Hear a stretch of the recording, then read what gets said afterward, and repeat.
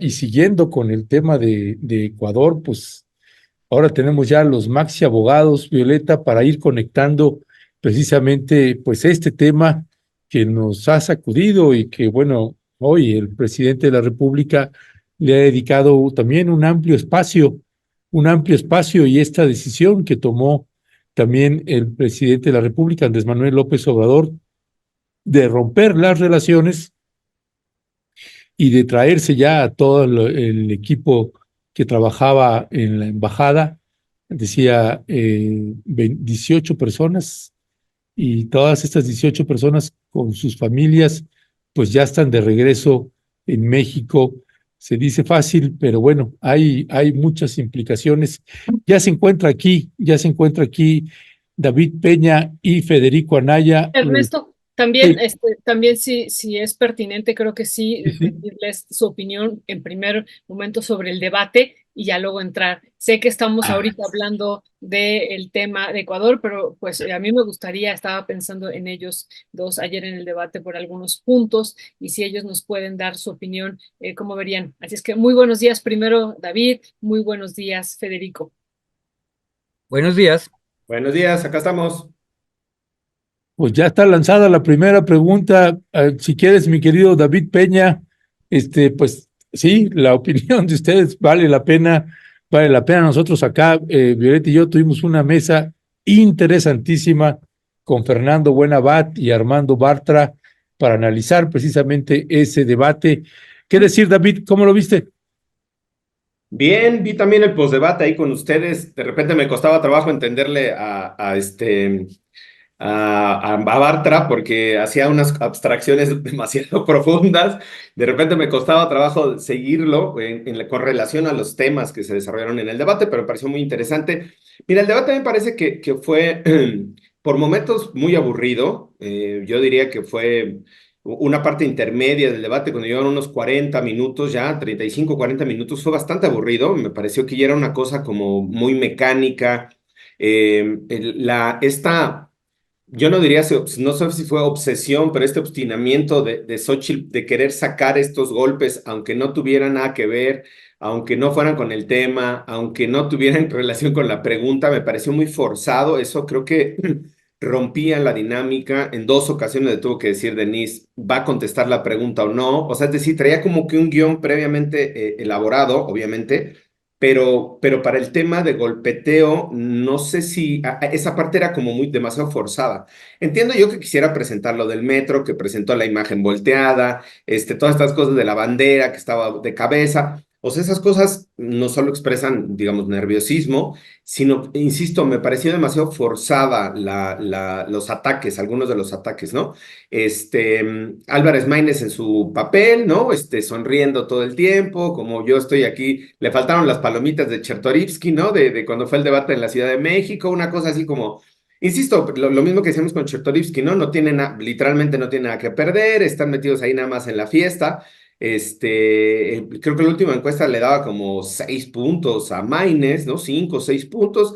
O sea, no tiene, digamos, mayor relevancia en el escenario político.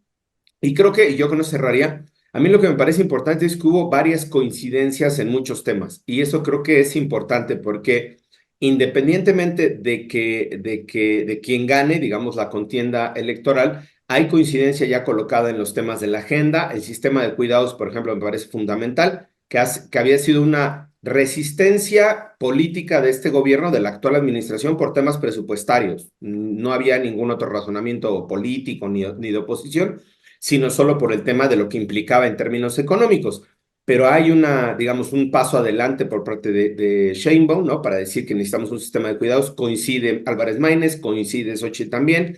El tema de reforzar el sistema de salud coinciden los tres. El tema de ampliar los programas sociales a más personas coinciden los tres. En términos generales, creo que en el tema de seguridad, obviamente, ahí sí hubo muchos mayores diferendos entre ellas y ellos, pero creo que esos temas centrales me parece que tienen que ver con la política de bienestar, han sido asumidos ya como parte de la agenda y se colocan como parte de la avanzada de la agenda, y creo que eso es importante también, no sé si sin quererlo, pero, o creo que sí, más bien intencionalmente, se coloca ya en el tema de la agenda presidencial por parte de los tres, de las dos candidatas y del candidato, el tema de política social como el eje prioritario donde se tiene que seguir avanzando. Y esa lógica de política social como eje prioritario le impuso este gobierno, le impuso en términos políticos el presidente López Obrador, y que eso se mantenga en el debate y que eso se mantenga como la línea prioritaria hacia el próximo sexenio, me parece que igual es un acierto en la construcción política del propio presidente, que ha logrado colocar el tema de desarrollo social como el tema prioritario. Muchas gracias, David. Pues también la misma pregunta se la hacemos al maxi abogado Federico Anaya. Y nada más esto que decía David, hay coincidencias, pero también hay muchas diferencias. Por ejemplo, en el tema de salud, Xóchitl Gálvez decía financiar, incluso fue parte de la discusión o fue parte de la pregunta que le hace la moderadora. Era financiar estas empresas privadas con recursos del erario público, ¿no? Y que ellas fueran las que dieran esta atención a la salud. Entonces, sí vemos ahí dos modelos, me parece, distintos, ¿no? Una pensando en un sistema público de salud, la propuesta de Claudia Sheinbaum, y los otros dos sí pensando en un modelo de salud, pero financiado o financiado con recursos públicos, pero a través de la iniciativa privada. ¿Cuál es tu valoración en general, Federico, sobre el debate? Bueno, primero, retomando lo que acabas de decir, Violeta, yo creo que el tema de participación de los privados o el Estado en la política social, en materia de salud está a debate, pero donde es muchísimo más claro por qué tiene que ser el Estado es en materia de educación. Y ahí, en uno de los momentos interesantes del debate es, eh, Claudia dice, tenemos que seguir adelante ampliando la oferta educativa y claramente donde hay que hacerlo es media superior y superior, que es donde está el gran déficit. Bueno, y en ese momento se habla de las becas para apoyar a las y los estudiantes que estén en todos los grados. Xochitl contesta y dice básicamente lo mismo. Incluso los twitters y los memes dicen, y entonces le copió la propuesta, pero no, no exactamente, porque agregó una cosa bien importante. Las becas que ha ofrecido tanto el gobierno federal ahora como el gobierno de la Ciudad de México siempre son para estudiantes y estudiantas que están en el sistema público. El agregado que hace Xochitl, que es donde dice que es realmente para todos, es que es también para el sector privado. Y el problema, la pandemia nos permitió ver eso, es que realmente el sistema de educación privado es una especie de espacio de estatus. Cuando durante la pandemia ese espacio de estatus donde le estás cobrando a padres y madres por un servicio que se puede conseguir de manera gratuita, las padres y madres dijeron, bueno, pero no estamos yendo a clases, entonces ¿por qué me sigues cobrando? Y se cayó la demanda sobre las escuelas privadas. Entonces, esta idea de Xochitl en realidad es retornar a un subsidio directo a los privados. Entonces, yo creo que es muchísimo más claro lo que acabas de decir, Violeta, para la salud, es mucho más claro en materia educativa. Tiene que ser el Estado porque el Estado es el proveedor grande en una sociedad como esta. Y no es cierto lo que dijo Xochitl en el sentido de que son las clases medias las que utilizan el sistema privado de educación. En realidad hay una tendencia terrible que ha ido empeorando con el tiempo a que no sean clases medias, sino sean las clases altas y medias altas las que están usando esos servicios. Entonces lo que está proponiendo una de las candidatas no es hacer más general la beca, sino subsidiar a los que no necesitan ningún subsidio. Bueno, esa es una. La otra cosa que a mí me sorprendió en el postdebate fue encontrarme con un tuit de este compañero tan propenso a las derechas, que es el señor León Krause, diciendo que Sheinbaum había ganado el debate. ¿Por qué? Porque hizo lo que está en el manual de los debates electorales. No contestar a las agresiones, aparentar seriedad y demostrar que tiene una propuesta más fuerte. Y lo que me acabo de enterar al ver ahí las reacciones es que se lo están comiendo vivo en la propia derecha. ¿Por qué? Porque por una vez, alguien lo dijo, una vez cada 10,000 veces que este señor dice algo real, pero esa vez que lo dijo nos demuestra que en realidad no hay mucho debate a derechas, sino hay la necesidad de creer cosas. Todas las encuestas nos están diciendo que la opinión, que ahí sí tiene que ser telefónica, por cierto, las encuestas ahí siempre son telefónicas, quien ganó fue Sheinbaum, excepto una, Massive Caller, que es la que todo mundo a derechas de izquierdas critica. Entonces, tú lo que tienes es una confirmación de que el debate está subrayando las tendencias que venían. Y un detalle, a mí me parece muy razonable, por eso es aburrido, David, el debate, porque con una ventaja fuerte, la puntera no debe arriesgarse a cometer errores graves. Aquí la parte terrible es que ella era la que estaba más en peligro de cometer un error grave durante el debate que hiciera ridículo, pero hasta para eso la candidata puntera en la oposición, que es Xochitl, le hizo el favor. Parece que vamos a tener que comprar cuijas para consultar a los muertos. Entonces, eso es un error grave, y ese sí, de acuerdo con el manual electoral, no debe cometerlo quien va en segundo lugar, aunque sea un segundo lugar muy lejano. Tu objetivo es pelear por acercarte, y no parece que lo haya logrado. Esa es mi opinión. Gracias, gracias, Federico. David, y perdón que nada más seguimos tantito más con el tema. ¿Cuál es el balance que tienes tú de los moderadores, de la moderadora y el moderador, y la connotación de las preguntas, que es algo que a mí me llamó la atención? ¿Cuál es tu balance ahí? Yo te escuchaba ayer, Ernesto, en el postdebate, justo que decías el tema de los contenidos de las preguntas, o si llevan con jiribilla, digamos, ¿no? Yo quizá una pregunta la tenía con jiribilla, las demás me parece que eran parte del diagnóstico, y además de un diagnóstico común, o sea, tampoco era un tema como o sea, en temas de seguridad, pues, estamos mal en temas de seguridad, pues sí, pero estamos mal en temas de seguridad no solo por este gobierno, por el anterior, y el anterior, y el anterior, y el anterior. O sea, era un tema, yo no sé, creo que quizá una de las ¿Y preguntas. salud? Sí, sí, bueno, pero el tema de salud tampoco podemos decir que estamos bien, ¿sí me explico? O sea, en términos, o sea, eran cosas como, podemos diferir si el sistema del bienestar, el INSABI, no sé cuál, pero en términos generales del diagnóstico, no sé si alguien nos pueda decir o asegurar que estamos bien en el tema de salud.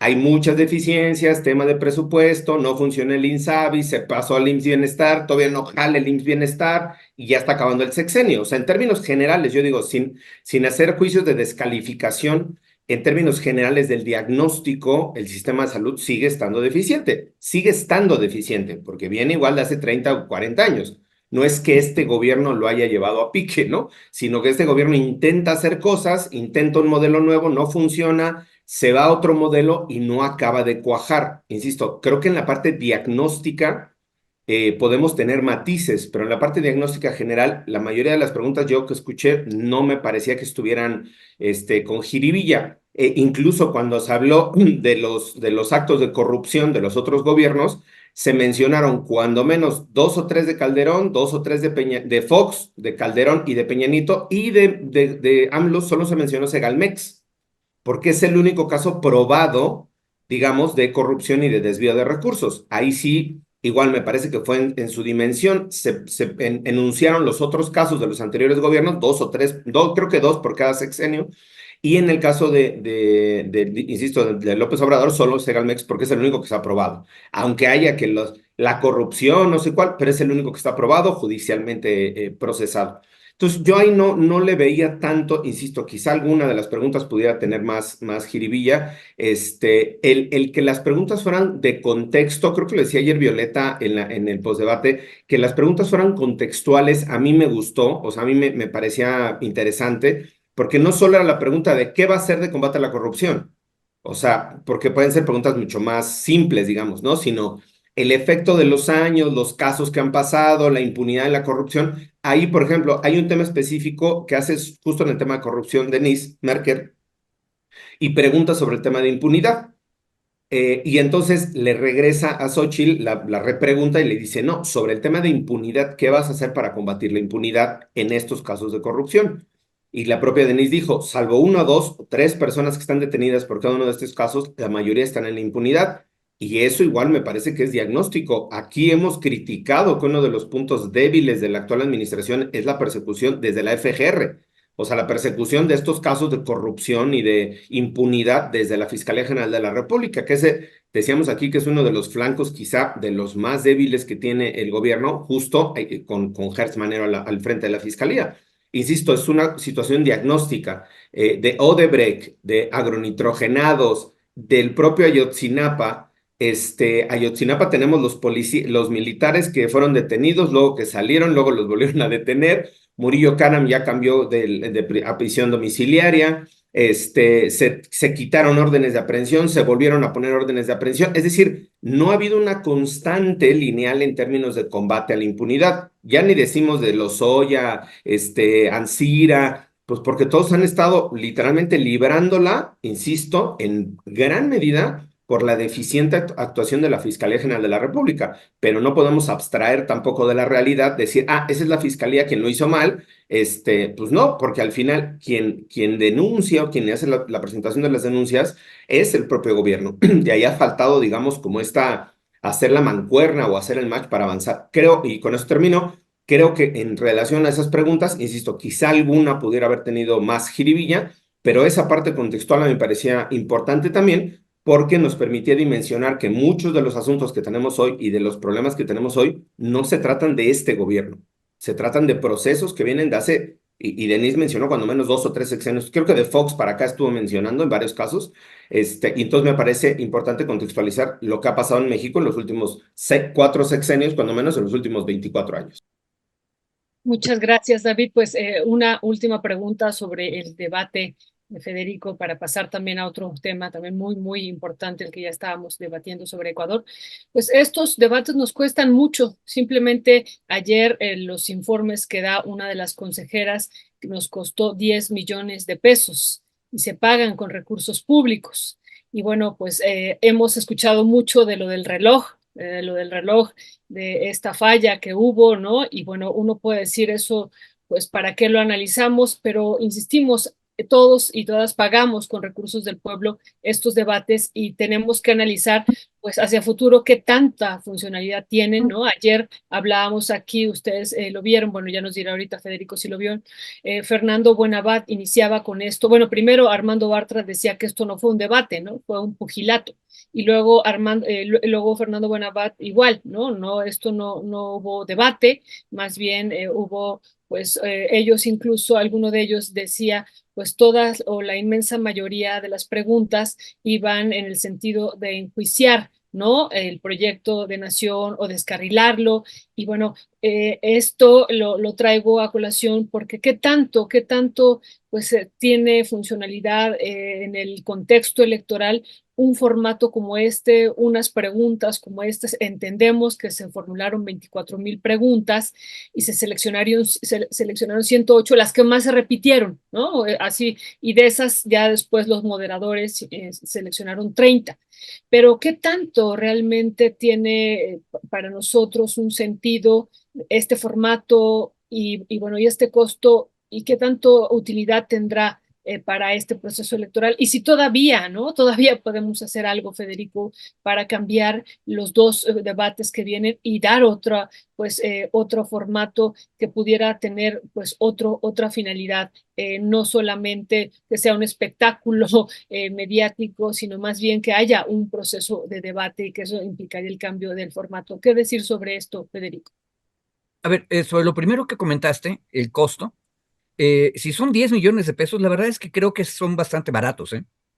Es muchísimo más grave lo que hizo el INE activando la posibilidad del bono extra para todos los funcionarios por el proceso electoral.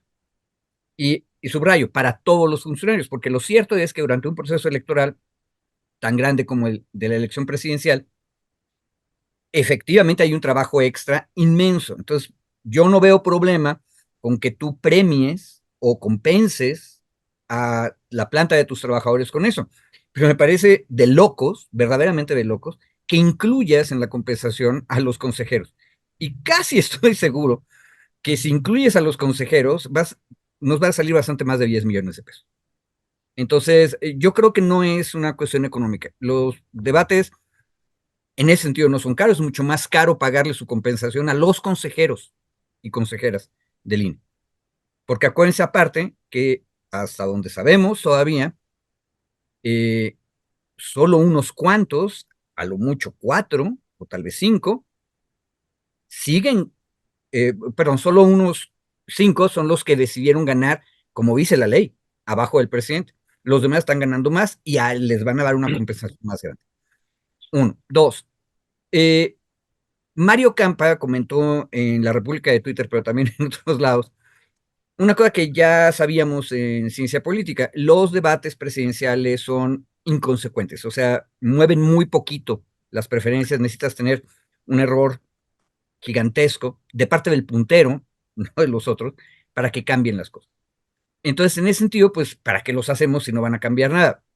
Muy sencillo, porque queremos conocer el carácter de las personas que están preparándose. Y hay un detalle interesante. Alguien hizo una colección de videitos de los debates presidenciales, porque ya llevamos bastantes desde la época, desde 94. Y es interesante cómo el debate presidencial te retrata la manera de ser del que va a ser. Y es muy interesante, por ejemplo, Fox contestando en el debate presidencial que a mí se me podrá quitar lo grosero, pero a usted no se le va a quitar lo corrupto, esa idea. Y sí, el asunto es que se le quitó lo grosero, pero resultó tan corrupto como los otros, ¿sí? Y esa inconsecuencia, o el anuncio de la inconsecuencia de Fox, está ahí en el debate. Ya no nos damos cuenta porque después de 5 años de mañaneras, ya nos acostumbramos, pero el estilo de se acerca Ricardo Anaya y yo lo que hago es sacar mi cartera y resguardarla, ese estilo estaba anunciando en muchos sentidos lo que iba a hacer durante las mañaneras López Obrador. Y eso, con eso terminaría el punto. Es muy interesante porque ahorita lo que tenemos es una puntera que la otra comparación que se hizo en los comentarios es que es una situación, la metáfora de la clase de primaria.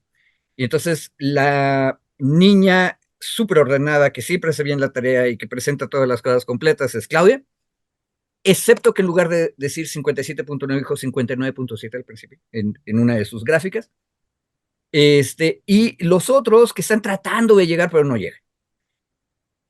Tenemos una candidata puntera que es increíblemente seria, increíblemente técnica, y que está discutiendo las cosas con mucho acumen, con mucho detalle, con mucha profundidad, por lo menos en apariencia.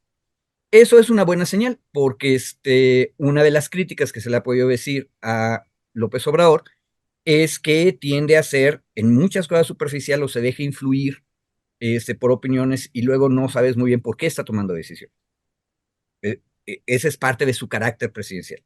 Entonces, si los debates nos permiten saber cómo viene es el carácter presidencial, eso que José Villegas decía que lo que pasa es que yo los conozco, pero no los conozco de presidentes, ¿sí? Los debates sirven para eso, para que los conozcamos de presidentes, por lo menos en pequeñas dosis.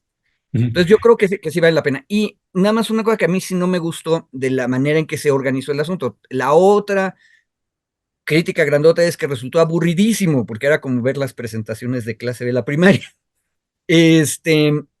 Ojo, el formato, la manera en que se escogieron las preguntas, estaba hecho para eso. O sea, tú tienes preguntas abiertas y luego tienes a una organización de corte más bien académico que lo que hace es escogerlas. ¿Y con qué criterio las va a escoger? No iba a escoger la pregunta inocente, sencilla y superficial que venga de la Sierra Tarahumara. No, iban a escoger las preguntas con más contexto, con más complejidad, que buscan más profundidad. Entonces, hay un sesgo academicista al escoger. Y luego todavía se las das a los moderadores para que ellos escojan otras. Y la buena noticia, Manuel López San Martín, todo el mundo esperaba que fuera a hacer un uso faccioso del podium que el INE le dio. Y lo interesante es que la presión social para que eso no pasara tuvo efecto. Estuvo muy moderado, estuvo claro, más bien estuvo aburrido. Hubiéramos esperado que sacara un poco alguno de los puñales que uno esperaba que llevara, pero no los llevó. Y eso es una buena noticia, significa que la organización del debate es influida por la opinión pública que está esperando ver algo. Pero, de nueva cuenta, eso lo que vuelve es terriblemente áridas, técnicas, de corte más bien académico, las preguntas. Y, Ya. ojo, ¿qué es lo que hacen los candidatos en la palestra? Pues tratan de escaparse de eso y empiezan a darse puyazos. Es una cosa rara. Te vas hacia un extremo y lo que ocurre es que en el debate los candidatos se van al otro extremo. Mi opinión. Ya. Gracias, Federico. Pues sí, yo más bien mi impresión ahí con Manuel López San Martín estaba nerviosísimo y ahí le salvó la vida en varios momentos Denise Merker y caóticos me parecieron ambos en la moderación. De hecho, Claudia Sheinbaum tenía que estar preguntando, oye, ¿lo que sigue es esto? No solamente era el asunto del reloj, sino que no explicaban lo que seguía, ¿no? Entonces Claudia tenía que estar preguntando para que le dieran un poquito de orientación a ella y a los otros moderadores.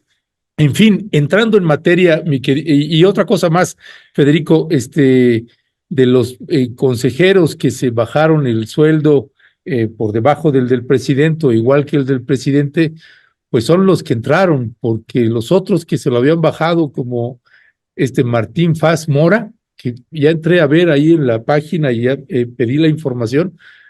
No, ya se lo había bajado, pero ya se lo subió otra vez. ¿En serio? Sí, ya se lo subió. Pésimo. Martín Faz Mora se subió y ahora tiene el sueldazo que tienen pues, los otros consejeros de la corriente de Lorenzo Córdoba, pero en fin, pues así pasa cuando sucede, pues luego se van corrompiendo poco a poquito o en fast track ya se verá. En fin, entrando en materia del tema que habíamos acordado, mi querido David Peña, mi querido Maxi Abogado, pues vaya situación que se presentó en Ecuador, ya no vamos a repetir tanto porque ya lo hemos estado abordando, pasamos los videos de esta invasión que hubo de la policía y de algunos elementos, además del ejército, del gobierno de Ecuador en la embajada mexicana. En términos legales, en el marco del derecho internacional, ¿qué es lo que se está violando y qué consecuencias puede tener un país o un presidente cuando toma este tipo de decisiones en este flagrante agravio contra el gobierno mexicano? ¿A quién le toca? A ti. Perdón. A ver, yo creo que para ir un poco contextualizando, creo que hay una parte previa de la historia que yo no he visto mucho en medios o en redes, que me gustaría nada más hacer la referencia acá justo para saber qué fue lo que detona en términos de la acción, esta acción de irrupción en la embajada. Ya se hizo el análisis, Lenin aquí lo hizo perfectamente, o me parece muy bien el análisis del contexto. Stalin, perdón. No Lenin. Sí, Stalin, hombre, ¿no? Ni Trotsky. Ni Trotsky, disculpen ustedes. Stalin hizo el análisis muy bien justo del contexto político, la consulta, ¿no? Lo que está pasando en el Ecuador, la falta de control, digamos, de político en muchos espacios del presidente y la necesidad de legitimación. Y yo un poco me traía a la mente esta necesidad de legitimación que tuvo en su momento Calderón, toda proporción guardada, ¿no?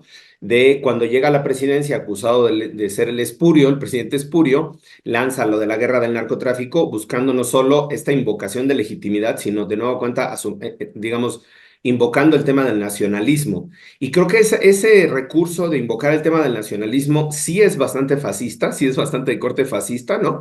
Este nacionalismo, abrazarte a la bandera, ¿no? Estas expresiones de nacionalismo, creo que son un símbolo ahí de corte fascista. Y lo que hace justo Noboa, entendiendo un poco el análisis que se ve desde el Ecuador o que nos transmiten desde el Ecuador, es recurrir a este nacionalismo. ¿Y por qué lo hace? en este momento o en esa dinámica, ya nos decía Stalin, perdón, el análisis político, pero yo me voy a diciembre del año pasado, el 17 de diciembre del año pasado, Jorge Glass, ex vicepresidente de Ecuador, llega a la Embajada de México porque estaba siendo perseguido, denunciado y estaba sujeto a 2 procesos penales de los cuales mantenía en libertad. Tenía una prisión domiciliaria, digamos igual, en todo Quito, no podía salir de Quito, pero estaba llevando sus procesos en libertad. Él llega el 17 de diciembre a la Embajada Mexicana porque advierte que se están armando, digamos, expedientes ya de naturaleza política, entre ellos uno que después se le acusa de peculado, de malversación de usos de recursos públicos. Entonces, él estaba ya sujeto a estos 2 procesos, estaba vinculado al proceso, llega el 17, el 20 de diciembre se le declara huésped de México en la Embajada Mexicana. Ahí ya había 7 u 8 funcionarios más, o exfuncionarios, que habían sido igualmente perseguidos, procesados y que estaban bajo la figura de asilo, ellos sí ya asilados. El 20 de diciembre se formaliza la petición, él llega el 17, el 20 de diciembre se formaliza la petición de asilo político por parte de Jorge Glass, del expresidente, y se le concede el viernes por la mañana. Es decir, el jueves en la tarde se le notifica al gobierno ecuatoriano que se le había concedido la calidad de asilo al expresidente, al ex vicepresidente Glass, y que esa condición de asilo lo protegía por la norma internacional. Perdón por todo el contexto previo para ubicar, digamos, dónde entra aquí la competencia de la norma internacional. Entonces, el tema es, uno de esos temas es el gobierno ecuatoriano rechaza la concesión del asilo, y en el rechazo de esa concesión del asilo es que en la noche manda este operativo que vemos, en donde entran por la fuerza policías, cuerpos policíacos, para detener al ex vicepresidente que se encontraba al interior de la embajada. Como el gobierno mexicano ya le había concedido el asilo en los términos establecidos en los tratados internacionales, sobre todo en la Convención de Caracas, que es la que regula la forma y digamos, la dinámica de la concesión del asilo, y hay un artículo que nada más lo voy a citar para que tengamos la claridad, de la Convención de Caracas, dice el artículo 4, corresponde al Estado asilante, es decir, a México, la calificación de la naturaleza del delito o de los motivos de la persecución de la persona que está solicitando el asilo. Es decir, uno de los argumentos que ha utilizado el gobierno de Ecuador es: él no era perseguido político, era un perseguido de delitos del Foro Común y por lo tanto no era aceptable, digamos, la condición de asilo. Pero el convenio dice que quien califica esos delitos y quien califica el motivo de la persecución es el Estado asilante, es decir, México. De diciembre al viernes, de diciembre a abril, digamos, hizo el estudio el gobierno mexicano sobre las acusaciones que pesaban sobre el ex vicepresidente Glass y determinó que no eran delitos ordinarios, sino que estaban coligados a una persecución de naturaleza política. Por eso le concede el asilo. Es decir, aquí lo grave, y con eso concluyo, es que se viola la Convención de Caracas sobre el asilo y las reglas del asilo firmado por Ecuador y firmado por México. Y Perdón, ahí, David. sí. ¿Por qué dices que le concede el asilo? Le concede el asilo porque desde la valoración del gobierno mexicano, la persecución que él tiene es una persecución por motivos políticos. El razonamiento que hace el gobierno mexicano es: ellos califican la naturaleza del delito, es decir, conocen las acusaciones que se tienen en contra de Glass, y hace una calificación determinando, esa no la conocemos, pero la determinación del gobierno mexicano es que la persecución que se tiene desde la lógica criminal del Ministerio Público es una persecución motivada por razones políticas, y por eso concede el asilo.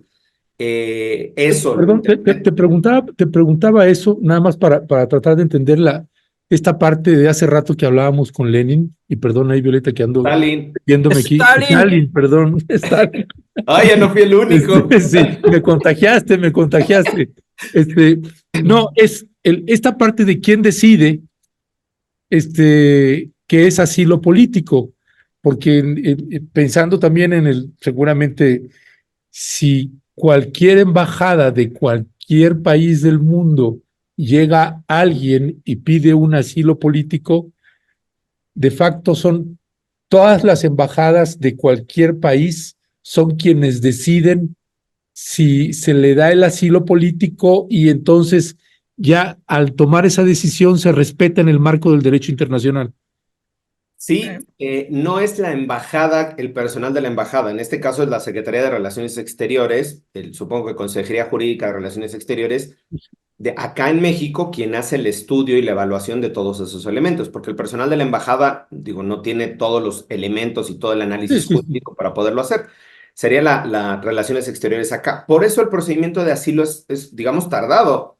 Glass lo pidió el 20 de diciembre, o sea, tardó enero, febrero, marzo, abril, pues prácticamente 3 meses y medio en concedérsele el asilo. No es un asunto automático ni que entraron a la embajada y les doy el asilo, porque el gobierno mexicano o cualquier gobierno que dé asilos tiene que hacer un estudio sobre las acusaciones, sobre la forma en la que se está acusando y determinar si hay una persecución de naturaleza política o no.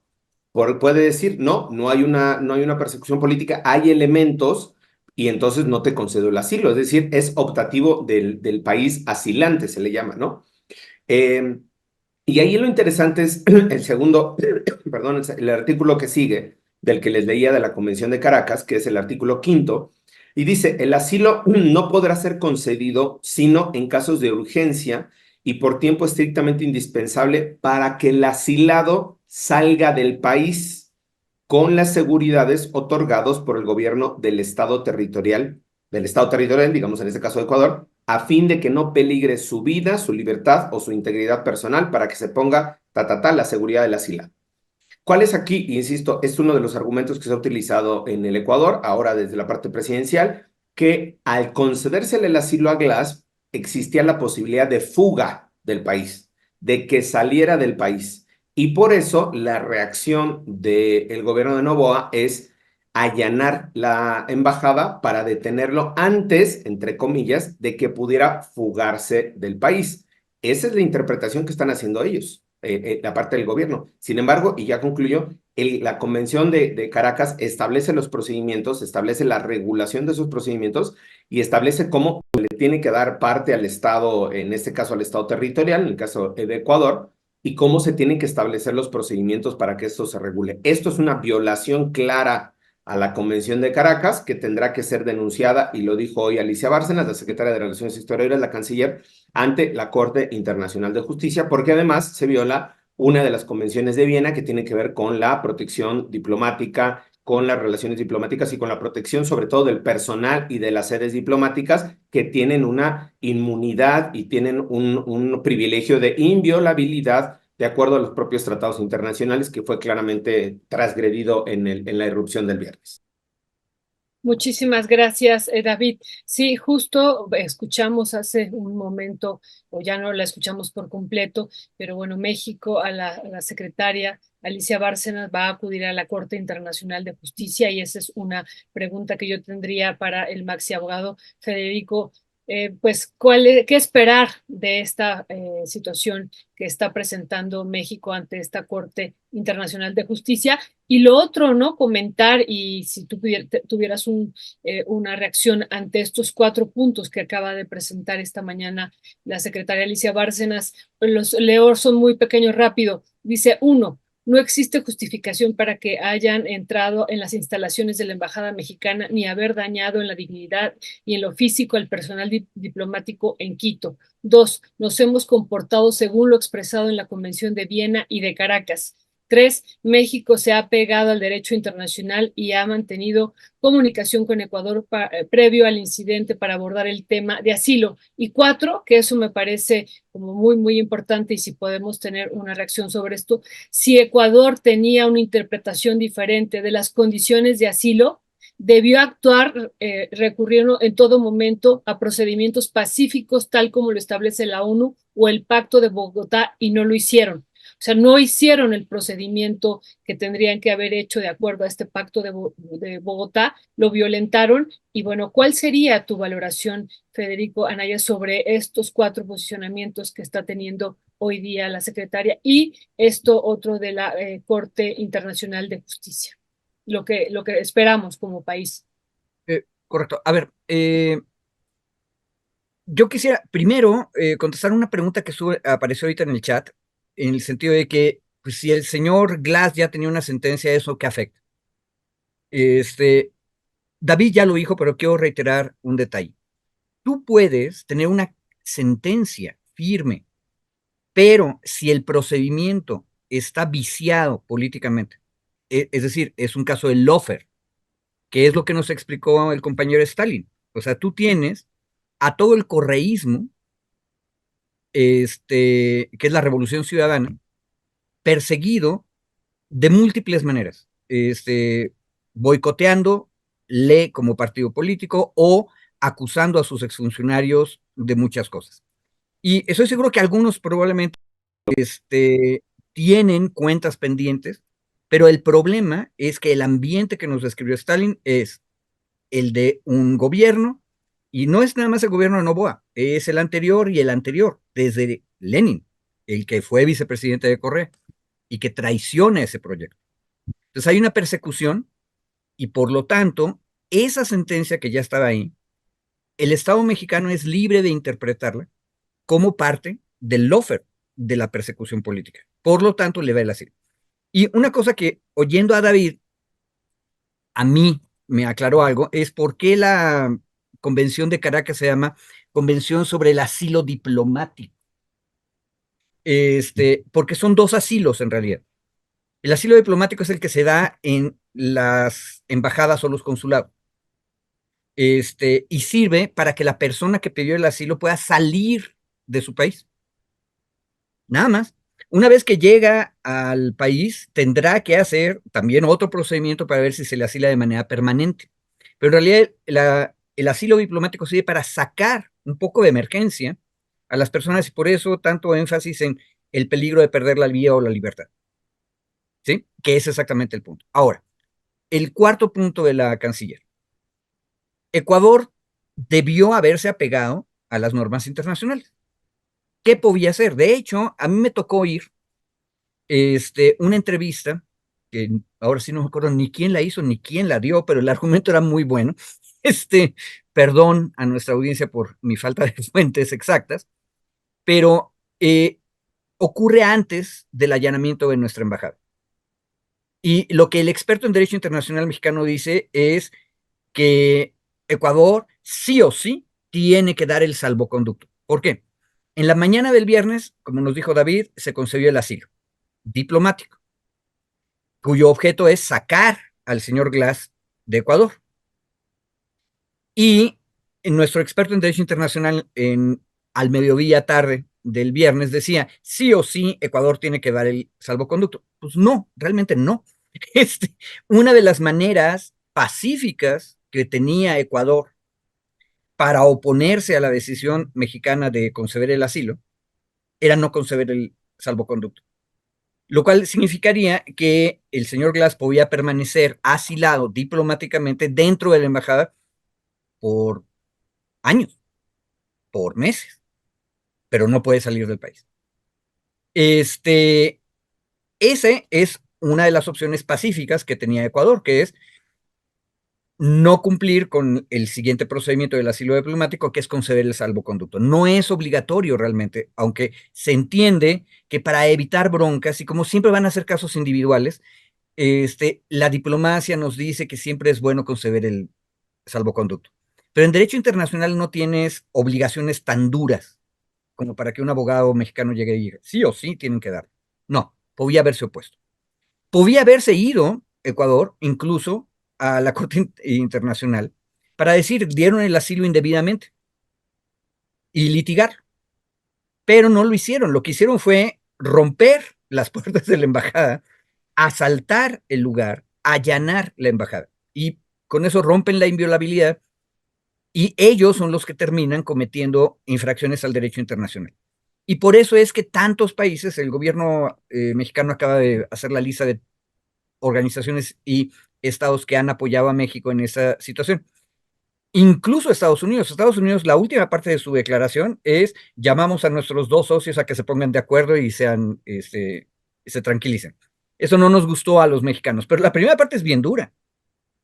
Los Estados Unidos de América siempre han exigido el respeto de las leyes sobre embajadas. ¿Por qué? Porque Estados Unidos es una de las embajadas que tiende a ser más atacada, ¿sí? Por lo tanto, Estados Unidos tiene un interés fuerte de que sus embajadas sean respetadas. Un precedente de una embajada que no es respetada es malo para todos, hasta para los grandes. Entonces, ¿qué podemos esperar de la Corte Internacional? Que nos dé la razón. Va a ser completamente anticlimático, va a ser dentro de mucho tiempo. En derecho internacional lo que importa mucho es los hechos duros y concretos. Y una cosa que no somos, siempre digo que los chilangos somos muy capitalinos y centrados en nuestro ombligo capitalino, pero luego los mexicanos somos bien mexicanistas. No hemos puesto tanta atención de cómo reaccionó la sociedad ecuatoriana al hecho. Y lo cierto es que hay una opinión ecuatoriana muy dura en contra de Noboa, porque cruzó una raya. No es nada más el derecho internacional, es estoy dispuesto a romper las cosas. Y eso es otro de los elementos que nos dijo David del discurso fascista. Me gustó mucho que Stalin en la entrevista dijera que Noboa es hijo de la billetera más grande del país. La expresión es impresionante, ser hijo de una billetera. Pero lo que estaba leyendo yo es que Noboa no solamente es el hijo de uno de los grandes señores del capital ecuatoriano, sino que su gabinete está lleno de personas como él. Entonces tú tienes ahí una conformación verdaderamente de clase. Y en el otro lado tienes a Revolución Ciudadana, el correísmo, y ojo, incluso la CONAI, que es la organización, la gran organización indígena de Ecuador, que se opuso de manera sistemática y dura, defendiendo las autonomías y los equilibrios ecológicos, al correísmo, también está en contra de Noboa. ¿Por qué? Porque están rompiendo el entramado constitucional que le costó tanto trabajo a Ecuador construir hace 10 años. Entonces lo están deshaciendo a nombre de proteger los derechos de una élite. Todo lo cual demuestra que México tenía razón, había que concederle el asilo. Y un último detalle que luego se nos ha olvidado siempre. Correa mismo, el presidente de este vicepresidente que fue secuestrado de la embajada mexicana para privarlo de la libertad. Correa ha sido acusado, e incluso eso no lo he terminado de revisar, pero probablemente incluso ya haya una sentencia firme en ausencia en su contra. Y él se salió antes de que lo pudieran atrapar de Ecuador, pidió asilo a Bélgica, y Bélgica le denegó a Ecuador la extradición porque, a consideración del gobierno belga, estaba políticamente manchado el asunto. Y cuando en alguno de los procedimientos el Estado ecuatoriano le pide a la Interpol sacar una orden de detención internacional, Interpol misma dice, no, no lo voy a hacer porque está manipulada políticamente esta acusación. Esto es contra Correa. Entonces, México no está solo en la calificación de que esto es una persecución política. Bélgica, en el contexto más grande, también está de acuerdo con eso, la misma Interpol está de acuerdo. Entonces, Ecuador, me parece, bajo el gobierno de Noboa, ha cometido un error y un error que lo deslegitima. Hay que seguirle preguntando a los compañeros y compañeras ecuatorianas qué es lo que está pasando allá, para ver cómo evoluciona. Perdón, yo nada más brevemente para cerrar, bueno, ya los tiempos. Nada más recordemos también que la propia Embajada de Ecuador en Londres le dio durante 7 años acogimiento y asilo a Julian Assange. Digamos, en un acto, obviamente era otro gobierno, ¿no? En 2012, justo cuando estaba el correísmo en el poder, le dio primero la calidad de huésped, después él solicitó el asilo, le dieron el asilo diplomático en la Embajada de Londres y vivió 7 años adentro de la embajada de 2012 a 2019. Y fue 2019 cuando ahí sí llega Lenin Moreno al poder, que le retira el asilo. Incluso en el 2017 le habían dado la nacionalidad ecuatoriana. O sea, fue todo un proceso diplomático bastante complejo. Y hubo un intento también de allanamiento a la embajada que se logró parar. Ahí más bien Londres, bueno, los ingleses presionados por los Estados Unidos que querían la extradición de Assange, pero ahí nada más para contextualizar igual, el propio gobierno de Ecuador, el Estado ecuatoriano, y ahí sí hago la diferenciación de los gobiernos, el Estado ecuatoriano ha utilizado este tipo de figuras, ha usado sus propias embajadas como sedes diplomáticas para dar este tipo de asilos, ha enfrentado a otros gobiernos justo cuando han sido calificados las personas que están siendo asiladas. Cuando el gobierno ecuatoriano ha hecho el análisis desde la Convención de Caracas, ha dado la protección a estas personas justo diciendo que se trata de un asunto político, de persecución política. Hoy completamente todo lo contrario, no solo desconoce esas obligaciones, descalifica la evaluación que ha hecho México, sino además viola la Convención de Viena que decíamos para la inviolabilidad. Entonces me parece que hay un giro o un cambio no solo en la actitud de este gobierno frente a la responsabilidad del Estado a nivel internacional, y yo creo que la condena internacional de todos los organismos internacionales o la mayoría y de la mayoría de los países abonará a que en su momento la Corte Internacional de Justicia pueda evaluar la denuncia que va a presentar México por la violación de estos dos convenios. Tampoco tiene mayor efecto, justo como decía Federico, es mucho más político, diplomático que una sanción como tal, pero me parece que sí le deslegitima mucho en términos políticos al propio gobierno de Noboa, porque ahora el Concierto Internacional de Naciones pues está criticando, está cuestionándolo y sobre todo está respaldando la actuación del gobierno mexicano que siguió los modelos de las convenciones a las cuales se ha comprometido. Ya, pues gracias, David. Sí, fíjate que sobre eso les quería preguntar, o sea, finalmente las consecuencias que puede tener en términos de una sanción en el marco del derecho internacional es como un llamado al Papa a la paz o una cosa así, y más bien el costo es político. ¿Podríamos resumirlo de esa manera? Tal cual. Recuerda, Ernesto, que el derecho internacional es un derecho raro porque casi nunca tiene manera de obligar al que no quiere obedecer a hacer las cosas. Entonces, incluso nuestras viejas clases de derecho se decía que ni siquiera es derecho. Es un llamado a mis. Pero el asunto es que según ha evolucionado el sistema internacional, cada día las consecuencias son más duras para los estados que rompen el asunto, incluso para los grandes estados. Estados Unidos tenía una altísima legitimación en la primera guerra de Irak, acuérdense ustedes, porque fue al Consejo de Seguridad y hubo una resolución del Consejo de Seguridad diciendo sálgase Irak de Kuwait o la comunidad internacional interviene. Obviamente la mayor parte del ejército invasor era Estados Unidos. Bueno, eso es alta legitimidad. 10 años después, el siguiente Bush hace exactamente lo contrario y se va por la libre, sin el Consejo de Seguridad.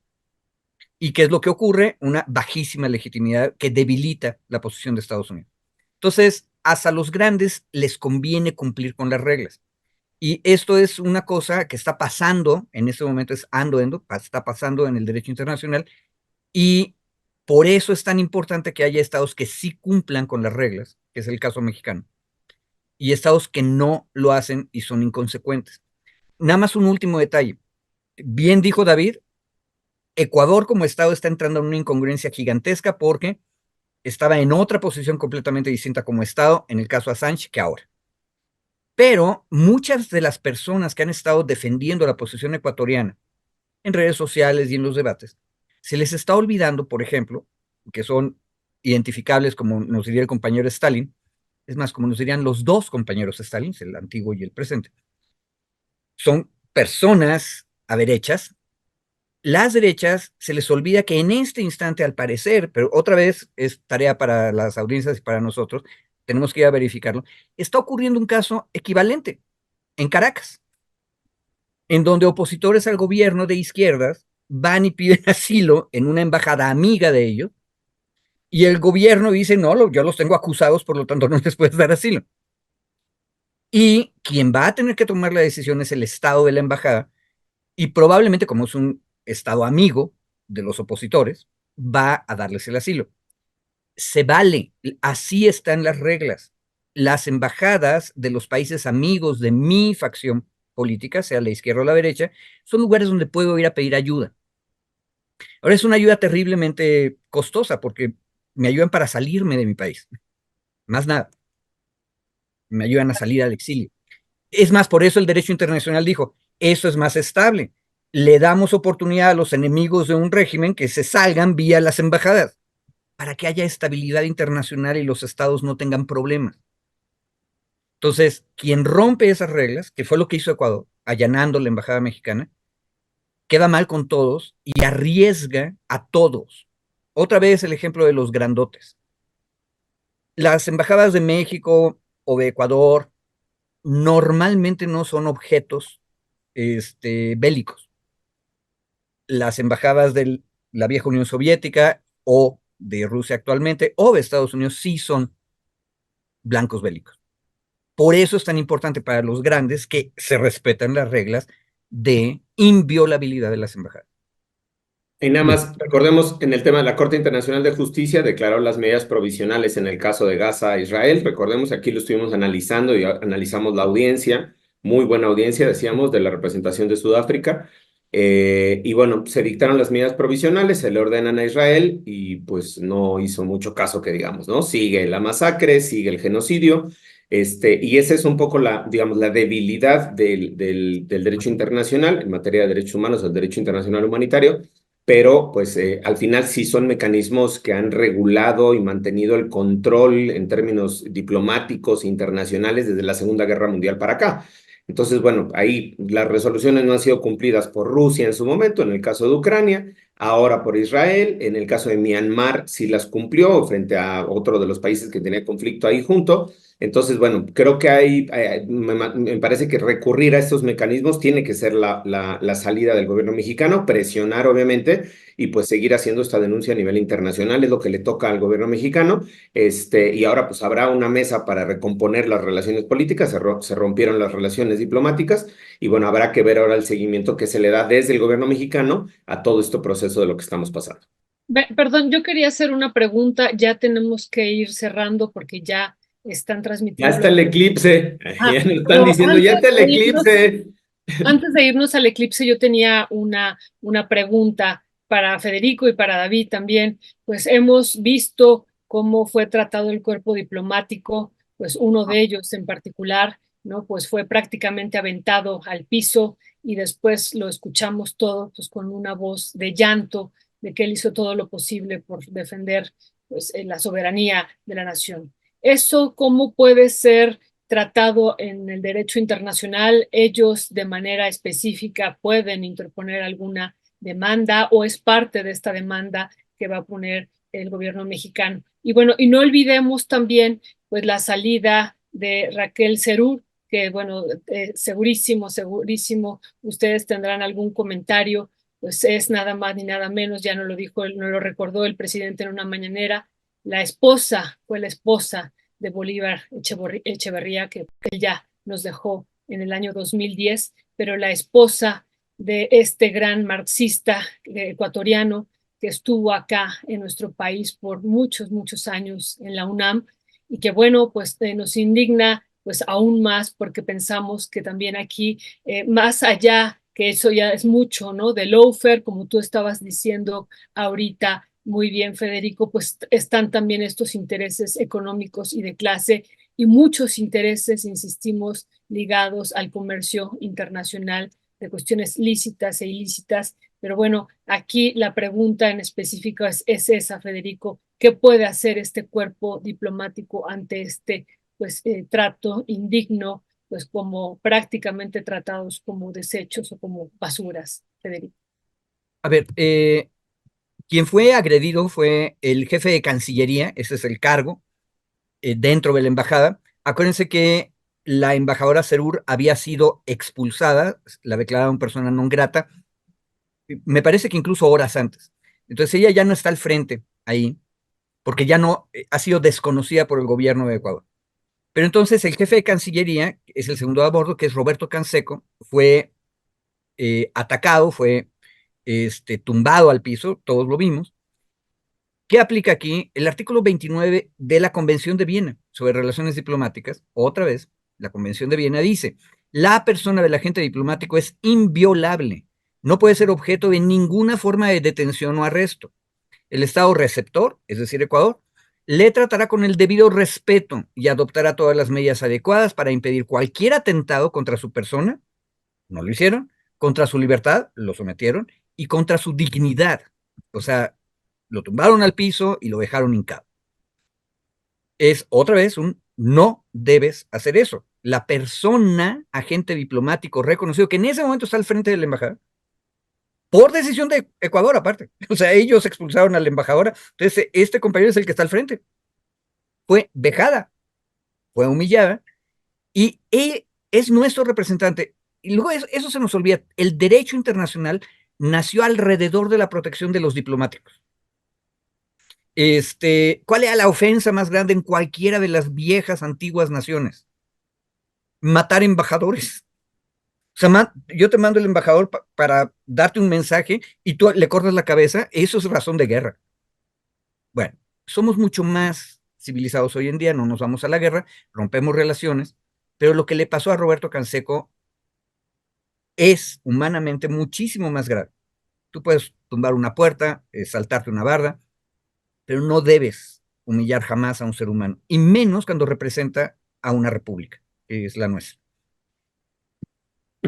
Perdón, Ya, yo lo pondría, mi querida Violeta, en la misma denuncia que se va a presentar a la Corte Internacional de Justicia, porque lo que se va a denunciar es la violación a un convenio, en este caso la Convención de Viena, que está haciendo alusión Federico, y en la Convención de Caracas, que hacíamos referencia también.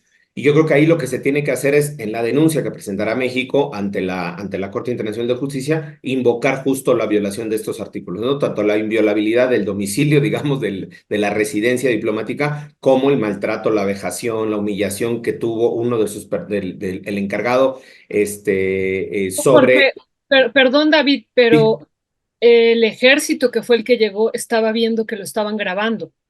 Se estaban ahí los medios de comunicación y aún así no se detuvieron. O sea, el mensaje es, vean cómo los tratamos. claro, claro, Y no, porque recorre el mundo, ¿no? la orden creo que era esa, y creo que esta invocación al nacionalismo que he visto en varios videos era cómo vamos a permitir que el gobierno mexicano nos humille, se lleve a Glass, cómo vamos a permitir el nacionalismo, y eso es literalmente era una acción de bélica, digamos, ¿no? En términos militares, humillar a la otra parte que en términos del nacionalismo lo están presentando como enemigos de la patria, o sea, como enemigos del Estado ecuatoriano, y por eso era legítimo, entre comillas, o válido para ellos atacar, no solo atacar, allanar la casa, sino atacar también al personal, justo porque en la narrativa de nacionalismo lo están usando como enemigos, digamos, del Estado ecuatoriano, ¿no? Creo Y que era dejar en claro la humillación, ¿no? exacto, la humillación, porque nosotros, Estado ecuatoriano, somos mejores, más fuertes, y yo humillo al contrario, ¿no? Humillo al que yo veo como contrario,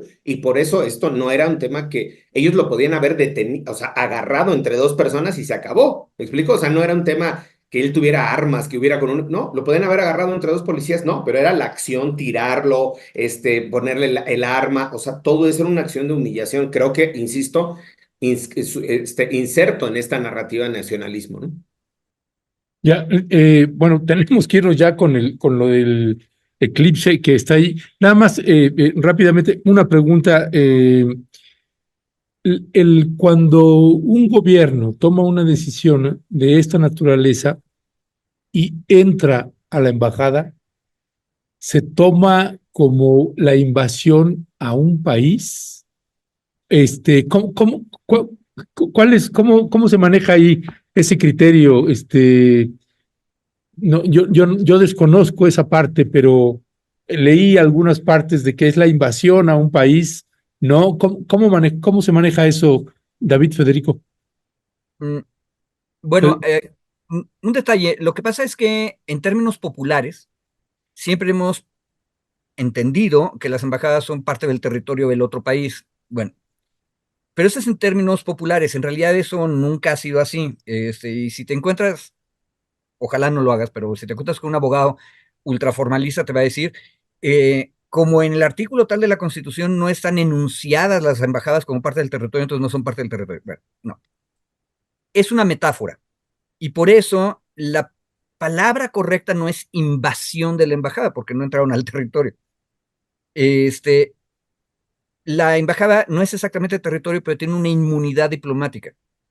La embajada se contamina o se le pega la inmunidad del diplomático que está trabajando en ella o que vive en ella, porque también hay inmunidad para la casa de los diplomáticos. Lo cual es, por cierto, enredoso, porque entonces significa que el Estado receptor no puede a veces ejercer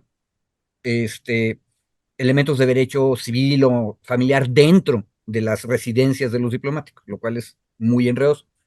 Pero el asunto es, no es territorio exactamente, no es por lo tanto una invasión, pero por eso puse el ejemplo antiguo. Si tú agredes a un diplomático, es un acto de guerra. Es casi tan grave como invadir. O es la otra cosa que puedes hacer para realmente ofender a otro Estado. Por eso están tan cerca los conceptos, pero hay que tener cuidado. Yo, por eso, ahora que escribí de allanamiento. Y hay que tener cuidado con lo del territorio, porque si te crees la parte del territorio jurídicamente, entonces significa que como Glass estaba dentro del territorio, entonces los ecuatorianos que entraron son extranjeros en territorio mexicano. Nadie les dio su FM1 ni FM2, por cierto. Y luego cometieron un delito que es el de secuestro, ¿verdad? Entonces necesitamos que Hertz Manero vaya y los persiga. Decía el jefe de la Cancillería, fueron unos asaltantes. Sí, exacto. El jefe de Cancillería está entendiendo bien el asunto. Hay un allanamiento, hay un asalto, no es exactamente una invasión, pero es una cosa gravísima. Y luego a él le tocó sufrir lo peor, que es que le humillaran, golpearan en público. Eso no se Yo vale. nada más, ha ocurrido en varios momentos cuando, por ejemplo, militares estadounidenses han incursionado en territorio mexicano por persecución, porque no sé cuál, tal. Se hace una nota diplomática y justo se ponen esos términos, ¿no? Es una violación en términos territoriales. Digo, estoy haciendo una analogía, no es así como ocurre, pero el que los militares en persecución o policías hayan entrado a territorio mexicano no es una invasión como tal. Es una violación, es un allanamiento al territorio mexicano, ¿no? Porque va en esos términos. Yo nada más coincido con Federico, justo el término tendría que ser el asalto a la embajada, el allanamiento de la sede diplomática, y eso trae consecuencias jurídicas. Como tal, no es invasión a un territorio mexicano, se entiende así, se extiende así, justo pues para facilitar la interpretación, ¿no? De la protección de la residencia de la embajadora o del embajador y de la propia sede diplomática, ¿no? Así está entendido, digamos, en términos coloquiales, pero más bien yo coincidiría justo con el encargado de despacho de la embajada, que tiene que ver con un asalto y allanamiento al territorio, digamos, a la sede diplomática. Perdón, ya nos tenemos que ir.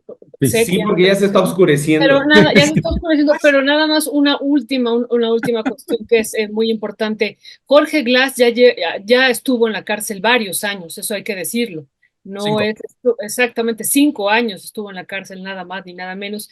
Y bueno, pues ahora tiene otro cargo también, que eso sería muy interesante después analizarlo con ustedes, ¿no? Entonces, no es nada más un cargo por el que estuvo estos 5 años, sino hay otro cargo. Pero hay una cuestión que a mí me llama mucho la atención de este secuestro y que la Cancillería mexicana dice sigue siendo asilado político. Eso en términos jurídicos, ¿qué representa? Sigue siendo asilado político. Y bueno, ahorita está en una cárcel de máxima seguridad en Ecuador, pero para México sigue siendo asilado político. Eso en términos jurídicos, ¿cómo Creo que lo... nuestra Cancillería está preparando su caso para la Corte Internacional, porque lo que está diciendo es que la violación a, a la Convención de Asilo Diplomático es permanente, sigue ocurriendo. Yo le di el asilo y tú te lo llevaste, lo cual es un secuestro. También es gravísimo. Creo que es parte de la estrategia de defensa. Ahora, eso no va a ayudar mucho físicamente a Glass. Y una cosa que lo dijeron los medios ecuatorianos, Glass no fue bien tratado durante su arresto. O sea, le vimos todos en los videos cojear cuando salía, y un detalle interesante, nunca lo mostraron cerca. Entonces, ahí hay otra posibilidad de que tenemos represión. En otras palabras, con justa razón le vimos el asilo político. Amén. Sí, Sí. y hay mujeres que dijeron, ¿no? En las narraciones de los videos estos de cómo lo iban subiendo al avión, que le rompieron las piernas, ¿no? O sea, tenemos, o sea, varios testimonios. La condición, perdón, Violeta, la condición de asilo recae sobre la persona, obviamente es personalísima la decisión, entonces esa protección que se interpreta tiene varios efectos, la sigue teniendo Glass, aunque esté en la cárcel, y justo como decía Federico, es parte de la denuncia que se tiene que hacer a nivel internacional. No solo se violó la Convención de Viena por la inviolabilidad del maltrato al personal, sino la convención también, el convenio de Caracas, que tiene que ver con asilo diplomático, justo porque además, pese a que ya lo tenía, lo sacaron, lo secuestraron de la embajada y lo metieron a una cárcel, digamos, violando y manteniendo esta violación permanente de la convención, y que se tiene que hacer la denuncia. Creo que en ese sentido va, por eso la Cancillería mexicana reitera y dice, sigue teniendo la calidad de asilado. No se le quitó, aunque ya no esté en la embajada mexicana. Ya. Pues David Peña, Federico Anaya, muchísimas gracias. Vámonos a ver el eclipse. Ya está Vamos. acabando, ya nos están reclamando. Ya. No, Adiós, a adiós. la una. No hay Exacto, duda, ya la ya alcanzamos entendió a que era ver. mediodía. Ahí está, Va, ahí Ya está lo el vamos eclipse. viendo. Ya. Ahí está el abrazos, eclipse. gracias. Fíjense, hasta Abrazos, luego. Federico, abrazos, David, gracias por sus análisis. Ahí. Oye, Ernesto, nada más comentar una última situación, ya sé que tenemos que irnos, pero también esto último que señalaban tanto Federico como David, no le importó al ejército ecuatoriano, a las autoridades ecuatorianas, que se grabara el traslado de Glass ya al reclusorio.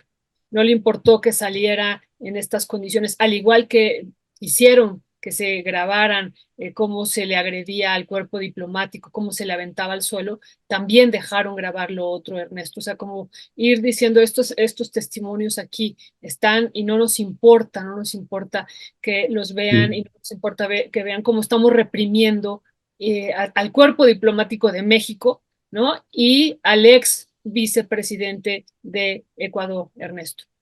Así es, Violeta. Pues lo estaremos comentando incluso despuesito aquí del eclipse. Vamos a ver el eclipse, Violeta, y regresamos para abordar eso también más a profundidad. Gracias.